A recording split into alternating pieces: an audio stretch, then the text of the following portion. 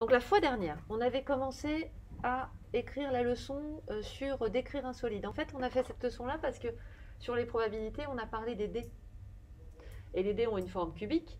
Donc du coup, je voulais en profiter pour vous réactiver un petit peu comment on décrit un solide. Donc là, on avait tracé un cube, enfin la représentation d'un cube, parce que ce que vous avez tracé, c'est évidemment pas un cube, avec la face avant. Là, on a une face arrière, les faces latérales, il y en a 4.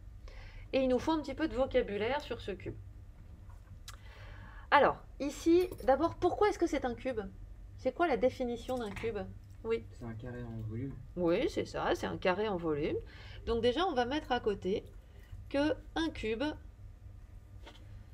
est un solide dont toutes les faces sont quoi? Égal. Alors, c'est les mêmes, effectivement, et elles ont quelle forme? Ouais. Voilà. Dont toutes les faces sont des carrés. Et tout à l'heure, on va aussi rajouter dans la leçon d'ailleurs ce que c'est qu'un carré, parce que parfois, vous n'êtes pas tout à fait au point. Et il faut absolument que ça se soit clair.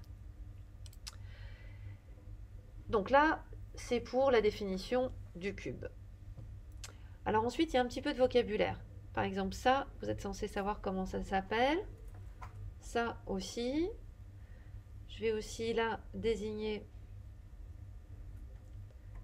ça. Et puis ça, par exemple. Alors, c'est quoi les mots des solides en maths? Comment est-ce qu'on appelle les différents éléments des solides?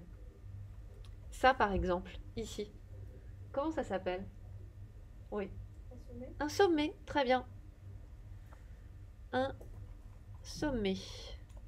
Donc on oublie les mots du type coin en maths. Hein. On ne parle pas de coin. Déjà, un coin en maths, ce serait plutôt un angle à la rigueur. Mais là où les... Alors, justement, il me faut le mot aussi. Ça, comment ça s'appelle? Oui. Une arête. Là où les arêtes se rejoignent, ce sont des sommets. Une arête. Ça s'écrit comme les arêtes de poisson. Ça ne s'écrit pas comme le verbe arrêter, qui lui aurait 2 R. Donc là, on a une arête, on a un sommet. Là, j'ai désigné une autre arête. Pourquoi est-ce que je l'ai désignée, celle-là? Qu'est-ce qu'elle a de particulier par rapport à... Elle est cachée, enfin. Elle est cachée, tout à fait. Une arête cachée. C'est pour ça qu'elle est en pointillé. Et alors ça, en fait, c'est un des principes de la perspective cavalière en mathématiques. Un des principes, c'est qu'on représente en pointillé les arêtes cachées pour mieux pouvoir imaginer, percevoir le volume, justement, les 3 dimensions. Et donc, tout ce qui est là, c'est une face, ok. Une face. Très bien.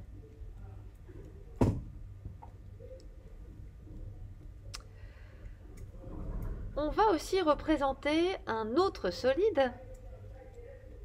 Hop, je remonte un peu.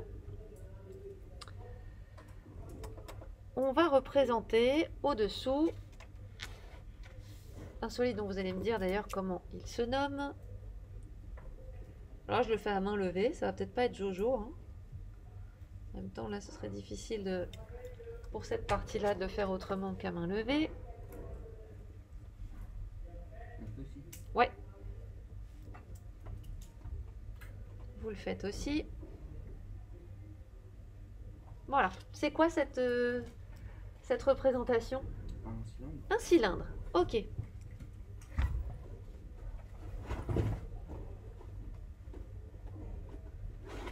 Un cylindre.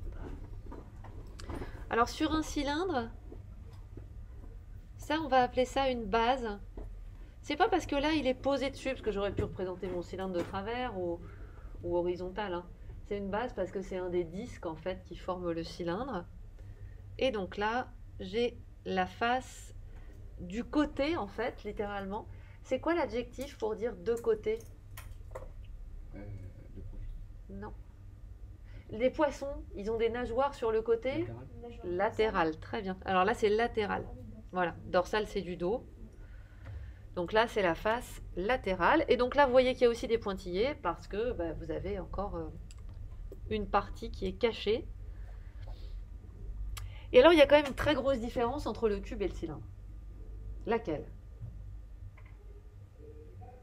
Le cube, c'est des faces plates. Très bien, oui. Et le pavé, bah, c'est des. Le cylindre, tu veux dire? Pardon, c'est des faces arrondies. Oui, effectivement, il y a une face latérale qui est enroulée autour de la base. Oui, il n'y a pas de sommet, c'est vrai. Tout à fait. Et bien du coup, on dit qu'un cylindre, ce n'est pas un... Alors, tu parlais justement de face plane, de face droite, comme tu disais. Comment est-ce que ça s'appelle un solide qui a que des faces planes? En fait, c'est un solide qui a plusieurs faces planes. Comment ça va s'appeler? Polygone. Alors, polygone, c'est le mot pour les figures planes. Par exemple, un rectangle est un polygone, alors qu'un cercle n'est pas un polygone. Donc, gone, ça veut dire, c'est quand on est en plat, justement. Quand on est dans l'espace, ça commence aussi par poly, parce que c'est plusieurs. Est-ce que vous vous souvenez, en sixième, vous avez vu ça? Un polyèdre.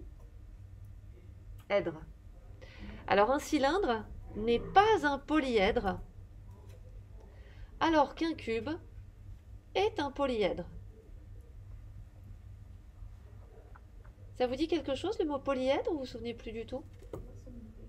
Oh bah oui, je te confirme, c'est moi qui te l'ai appris en plus. Donc effectivement, alors je vous mets en stabilo les mots qu'il faut que vous connaissiez. Une fois que c'est stabilo. Bon, si tu, enfin, je pense que c'est mieux, oui, que vous les mettiez en évidence. Hop, un sommet, face latérale et base, puis cylindre quand même. Voilà. On voit pas moi. Ah oui, pardon. Hop, voilà, là tu vois à peu près tout. Vous avez réussi à le dessiner, votre cylindre? C'est bon? Ouais.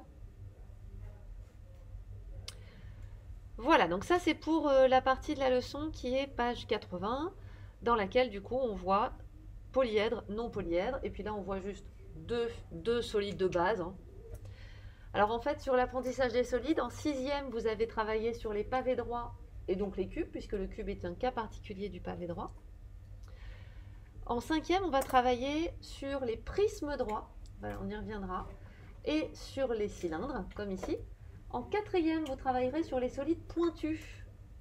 C'est quoi les solides pointus? Les deux solides pointus? Un triangle. Non, triangle, c'est quand c'est pas un solide, un triangle. C'est une figure plane. Ah.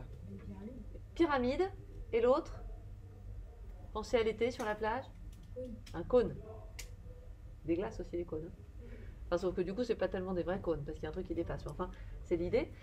Et en troisième, vous verrez le dernier solide qu'il y a à étudier, qui est la sphère,